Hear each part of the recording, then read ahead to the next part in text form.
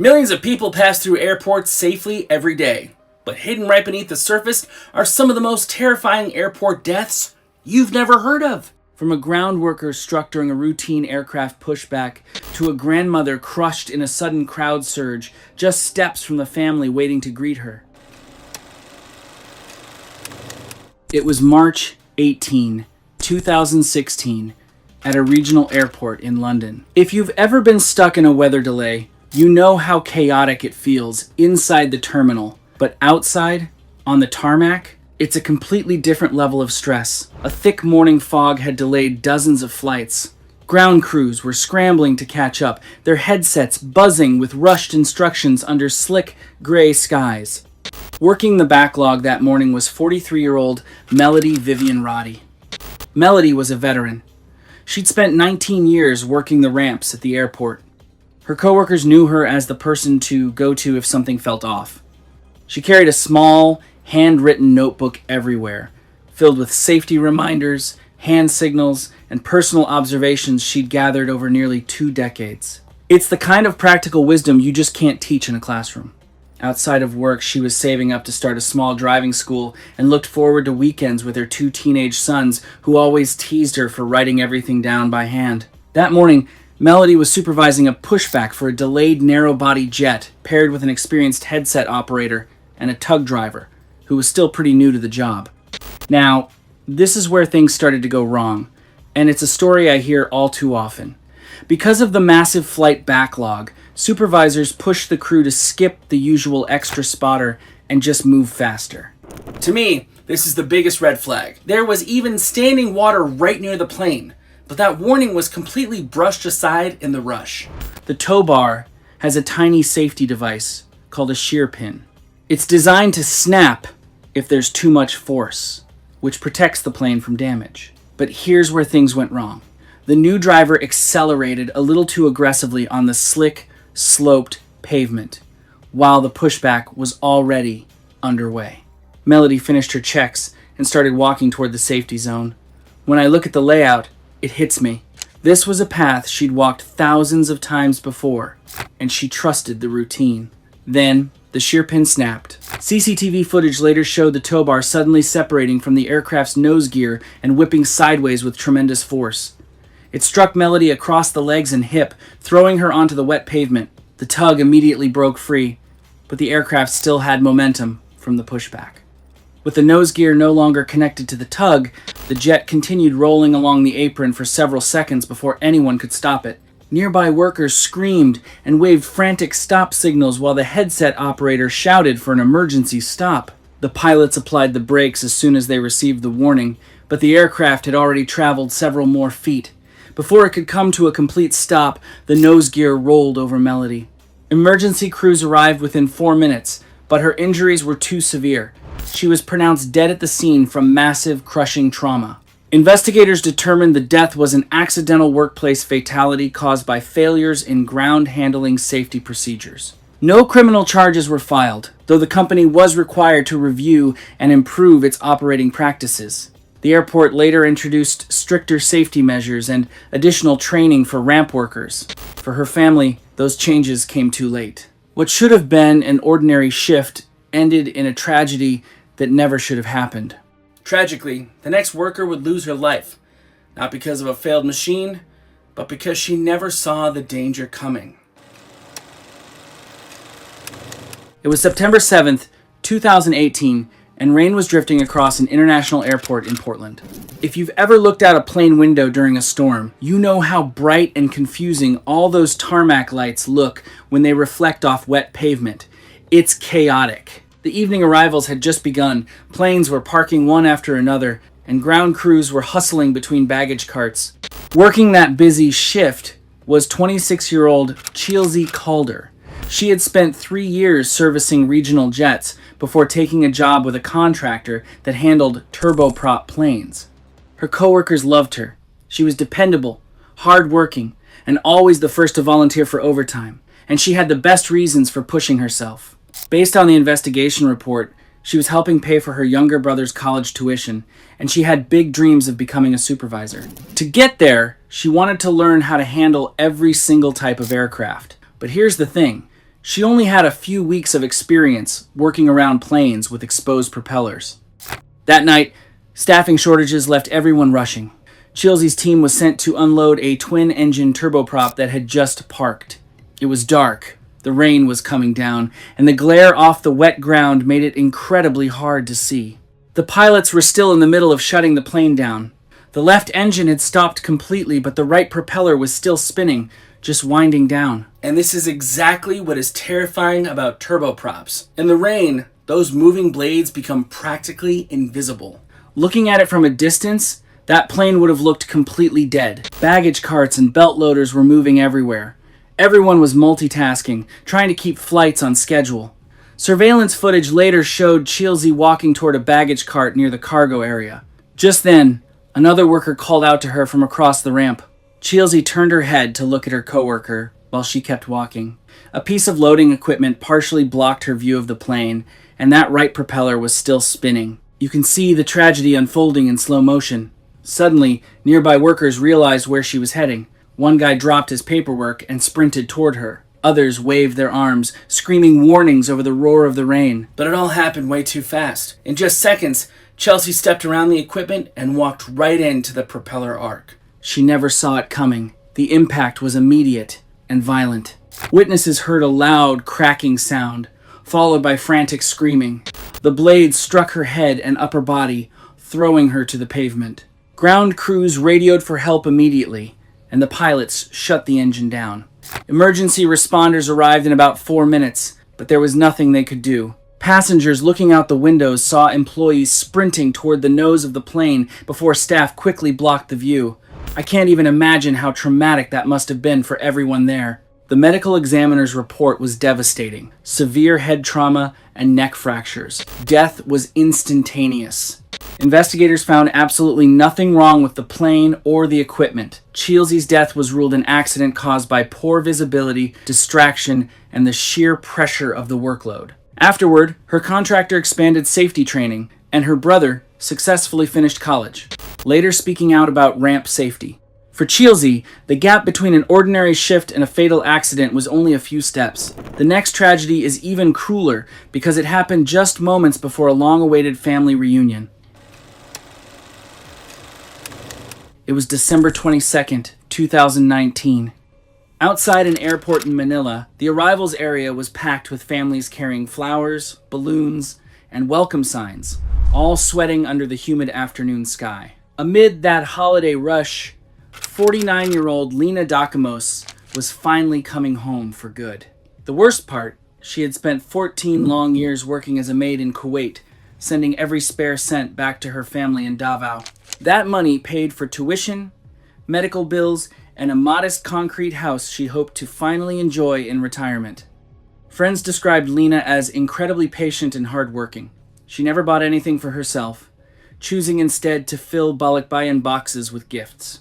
Her contract was finally over. Can you imagine the excitement? For months, she had been counting down the days until she could permanently hug the children and grandchildren she'd only known through phone screens. After clearing customs, Lena walked out with 2 large suitcases and a taped cardboard box full of gifts. Her family had gathered outside to surprise her. Her daughter spotted her from across the crowd and started waving, and Lena smiled, pushing her cart toward the pickup zone. But right then, a private passenger van was approaching the curb. As the driver moved toward the drop-off area, he suddenly realized the vehicle wasn't slowing normally. Investigators later determined there was a mechanical problem affecting the braking system. Startled by the unexpected loss of stopping power, the driver attempted to regain control, but witnesses heard the engine revving loudly as the van surged toward the crowded area. Airport footage showed the van gaining speed instead of stopping. Investigators later believe the driver may have mistakenly pressed the accelerator while trying to avoid the crowd, causing the vehicle to lurch forward even faster. It was total chaos. Belena was standing right next to a row of concrete bollards, boxed in by her heavy luggage. She had absolutely nowhere to go. The van jumped the curb. Lena tried to turn, but it slammed into her, pinning her directly against a solid concrete post. The impact crushed her chest and lower body instantly. Imagine the horror for her family. 1 second, they are waving hello, and the next, they are hearing a violent thud and screams. Lena's daughter rushed to her side within seconds. Airport police called for backup, and paramedics arrived in about 6 minutes, but the trauma was just too severe. Despite rapid medical intervention, Lena was pronounced dead right there at the scene. The medical report was devastating. Multiple broken ribs, a crushed pelvis, a ruptured liver, and massive internal bleeding. Her death was ruled an accidental fatality due to blunt force crush injuries. Following the tragedy, investigators concluded that the driver had lost control of the vehicle while attempting to leave the pickup area. Prosecutors reviewed the case for possible charges of reckless imprudence resulting in homicide, but ultimately determined there was insufficient evidence of criminal negligence. No charges were filed. The incident nevertheless prompted airport authorities to review traffic controls and pedestrian safety measures around the terminal. For Lena's family, however, those changes came too late. What began as an ordinary trip through the airport ended in a loss they would carry for the rest of their lives. That's the sheer cruelty of timing. After 14 years of grueling sacrifice abroad, Lena had finally made it back to her home country, only to lose her life less than 100 yards from the terminal exit. The next victim was also thinking about the future when one split-second decision changed everything. It was June 14, 2015, at an international airport in Chicago. Heavy thunderstorms had been rolling across the Midwest all day, delaying flights and completely crowding the terminals. By evening, the baggage facilities were running non-stop. Workers were moving fast between conveyor lines, trying to clear massive piles of luggage, while supervisors constantly checked changing schedules. If you've ever walked through an international airport, you know just how massive and chaotic it is. Now imagine that chaos hidden underground after a massive storm delay. Owen was 31 years old and a warehouse guy at heart. He was completely comfortable around forklifts and loading docks, but stepping onto the airport floor meant dealing with a massive, high-speed baggage system he was still trying to master. What stands out to me about Owen was his drive. He was newly engaged and desperately trying to build a life for his fiancée, which meant he was aggressively hunting down every single overtime hour available. But that evening was brutal. Thousands of bags suddenly flooded the sorting system all at once. Conveyor belts ran continuously as workers struggled to keep up. Supervisors kept reminding everyone to follow lockout safety procedures if a belt jammed, meaning you had to shut down the machine and wait for a supervisor. But let's be honest, when you're under that kind of pressure, waiting feels like a luxury you don't have. Because experienced workers were stretched thin, newer guys like Owen were left without much direct supervision. Near a transfer point, a large suitcase got stuck between a moving belt and a metal rail. Bags immediately started piling up. Owen noticed the jam as he walked past. Instead of shutting down the line and waiting for help, he stepped in to free the suitcase himself to keep things moving. It was a split-second decision. Security footage showed Owen leaning over the conveyor. As he tugged on the bag, the loose bottom edge of his high-visibility safety vest slipped into a narrow gap near a roller beneath the belt. The fabric caught instantly. Within seconds, the powerful machinery started dragging his vest right into the pinch point. Owen started shouting as the vest tightened around his chest. He tried to pull backward, but the conveyor just kept pulling the fabric in, dragging his body forward. He grabbed the metal frame to try and stop himself, but the force slammed his shoulder and chest hard against a steel support. Nearby workers ran toward him while another sprinted for the emergency stop switch. The conveyor kept moving for several more seconds, pinning Owen against the steel framework and crushing his chest and neck. Even though a coworker called 911 immediately. It completely breaks my heart to read this next part. It took paramedics 8 minutes to get there, and maintenance crews actually had to take part of the machine apart just to get him out.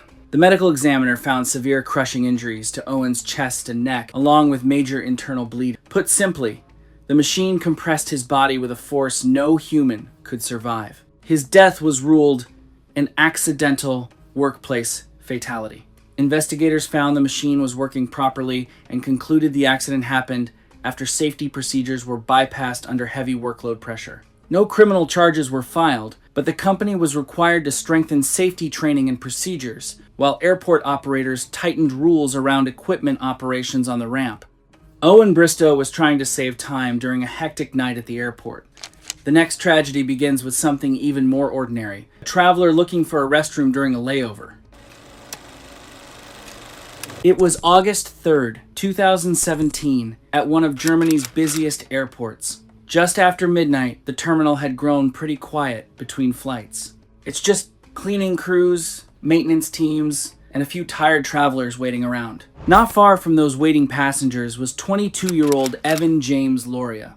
Evan was a recent college grad preparing for the biggest trip of his life, a volunteer teaching program in Kenya. He had spent months planning this, researching the school, and packing educational supplies. He carried a thick folder filled with lesson plans and handwritten notes for the students he hoped to meet. His parents said he treated this like a massive responsibility, not a vacation. He wanted to make a good impression from day one. During his overnight layover, Evan left his gate to find a restroom and stretch his legs. Around the same time, an airport maintenance crew was moving equipment through a staff-only service corridor. Now here's where a series of small oversights led to an absolute nightmare. The crew left a staff access door to a concrete stairwell unsecured while they moved their gear. To make matters worse, some lights inside were turned off for maintenance, leaving the area incredibly dim. Surveillance footage showed Evan walking through a quiet section of the terminal, looking up at the signs. Investigators believe he mistook that unsecured employee door for a shortcut to another public area. He opened it, stepped inside, and disappeared from the cameras. Nobody saw him enter, and nobody realized a passenger was in a restricted zone. The stairwell was narrow, concrete, and poorly lit. Evan started down, likely thinking it led back to the terminal. Several floors below, he lost his footing. Investigators found marks showing he tried to grab the handrail but couldn't stop his fall. He struck his head on the steps and tumbled down the remaining flight as papers from his folder scattered across the stairwell. Several minutes later, a maintenance worker noticed the loose papers and went to investigate. He found Evan motionless at the bottom and called for help. Paramedics arrived in about 7 minutes, but the injuries were just too severe. He was pronounced dead at the scene. The autopsy later revealed a major skull fracture, brain damage, broken ribs, and a fractured spine. It is just devastating to think about a young man with his whole life ahead of him, gone in an instant because of an unlocked door. Investigators concluded that the unsecured staff door was the main cause of the accident. Following his death, the airport forced contractors to strictly secure all restricted doors during maintenance. But there is a bittersweet silver lining to this heartbreaking story. A few weeks later, Evan's family sent his lesson plans to the school in Kenya. The staff used them and framed the first page in a classroom. He never reached his destination, but his dream of helping those children lived on. His impact is still being felt today. A wrong door in an unfamiliar airport sent Evan Loria down a path he could never come back from. The next victim didn't take a wrong turn at all. She was simply standing where her family told her to wait. It was February 11, 2020, at an international airport in South Korea. Evening flights were arriving one after another, and the public arrivals area was crowded with families, drivers, tourists, and airport staff. Electronic boards flickered overhead while rolling suitcases echoed across the polished floors. Security personnel kept watch as groups gathered near several arrival corridors. Not far away, Rosa Bellin, 71, stood patiently among the travelers. She had spent most of her life in Valencia, Spain, working as a seamstress. For decades, she repaired clothing for neighbors, helped raise her grandchildren, and rarely spent money on herself. After years of saving small amounts from her pension, she finally booked a trip to visit her son's family in Seoul. Rosa was known for being practical and independent. Despite her age, she insisted on making the long journey alone. It was only the second time she had traveled outside Europe. Tucked inside her handbag was a folded paper sign displaying her granddaughter's name in both Spanish and Korean, so they could find each other easily in the busy airport. Earlier that evening, word spread online that a massive A-list celebrity was flying into that exact terminal. Within minutes, fan groups were blasting flight details all over social media, and well over 1,000 fans began converging on the arrival area from train stations, parking lots, and nearby terminals. Now, when I look at how the airport handled this, they did try to prepare. Security threw up temporary barriers and brought in extra cops, but the barriers narrowed several walkways and unintentionally funneled people into a much smaller section of the terminal. As more fans continued arriving, crowd density kept building. As the landing time got closer, fans started spilling out of the designated viewing areas. Security guards kept telling everyone to get back behind the gates, but they were just completely outnumbered. Investigators later pointed out that the crowd grew way faster than anyone anticipated. And here's the real kicker. The airport kept the area open to regular travelers, airport greeters, drivers, and arriving passengers. Several pedestrian routes all merged into the same corridor leading toward the public waiting area, creating a choke point where thousands of people were trying to occupy the same limited space. Meanwhile, Rosa waited where her son had told her to stay, while he helped relatives collect luggage from another flight. Unaware of the celebrity arrival, she stood near a corridor connecting the arrivals hall to the public waiting area. The passageway was already busy with passengers and families, and over the next 20 minutes, fans filled every remaining space until the corridor became packed. The second the actor walked out with his team and bodyguards, the crowd surged from every direction. Fans in the front raised their phones and pushed closer, while people in the back kept pressing forward. More fans poured in from side corridors and escalators, feeding into an already packed bottleneck.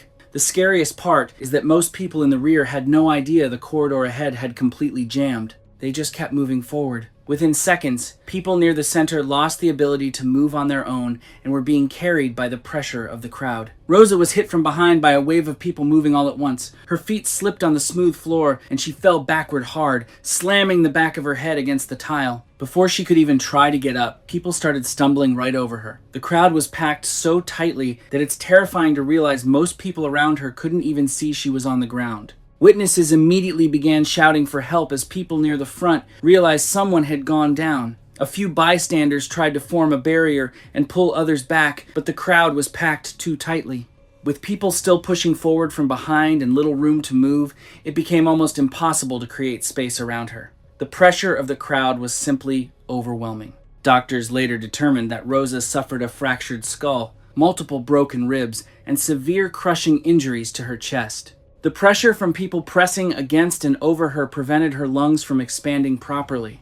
She also suffered significant bleeding inside her head. The injuries were too severe for her body to recover from.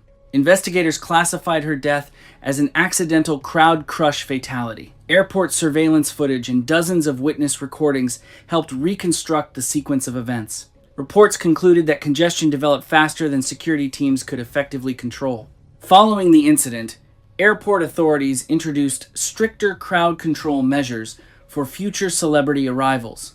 Rosa's family returned to Spain with her belongings, including the sign she had made for her granddaughter.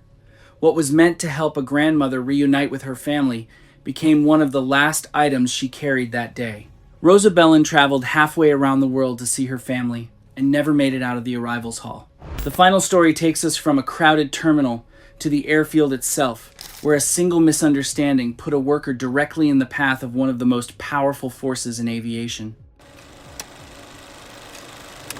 It was May 29th, 2014, at an international airport in New York. The evening shift was settling into its usual rhythm. Planes were taxiing, maintenance trucks were buzzing between work zones, and crews were working under bright floodlights. But beneath all those flashing lights, it is an incredibly dangerous place to work. This brings us to Tomas Ibarra. He was 38 years old and had spent over a decade working as an airport maintenance tech. His job was to inspect the runway lights and taxiway markers that pilots rely on. Coworkers said he was incredibly careful, the kind of guy who checked his work twice before signing off. I think it's worth noting that away from work, Tomas was a devoted dad. No matter how late his shift ran, he always made time to call his young daughter before her bedtime. He took real pride in providing for his family and believed that doing a job right mattered way more than doing it fast. That evening, Tomas and a coworker were assigned to fix some damaged taxiway markers near an active runway. This is where the story takes a turn, and it shows just how easily things can break down. Earlier in the shift, the maintenance team switched radio channels to coordinate the repair. This was a standard move, but it accidentally cut off direct communication with the folks monitoring the plane movements nearby. As darkness fell, air traffic controllers thought the maintenance crew was finished and cleared the taxiway. Meanwhile, Thomas and his coworker thought they had enough time for one last inspection. Neither side realized they weren't on the same page. It's a classic, tragic misunderstanding. Surveillance footage later showed Tomas stepping out of his truck and crouching down to inspect a marker. At that exact moment, a large passenger jet got the all-clear to taxi. To get that massive plane moving, the pilots cranked up the engine thrust. The jet blast hit Tomas almost instantly. If you've never felt a jet blast, it isn't just wind. It has the force of a hurricane. Witnesses saw him stagger backward before losing his footing completely. The sheer power of the engine exhaust threw him across the pavement. Other workers screamed warnings, but the roar of the engines drowned everything out. Tomas was thrown backward into a parked maintenance equipment trailer positioned along the edge of the work zone. The impact was violent, knocking his hard hat right off his head. His coworker rushed over as soon as the wind died down, and emergency services arrived within 6 minutes. But tragically, there was nothing they could do. The medical examiner found devastating blunt force injuries, including severe head trauma, broken ribs, and internal bleeding. His death was ruled an accidental workplace fatality caused by jet blast exposure. Investigators later found that a total communication breakdown was to blame. Because of this tragedy, strict new rules requiring double confirmation before planes can move near work zones were implemented. It's heartbreaking that it took a man's life to change the system.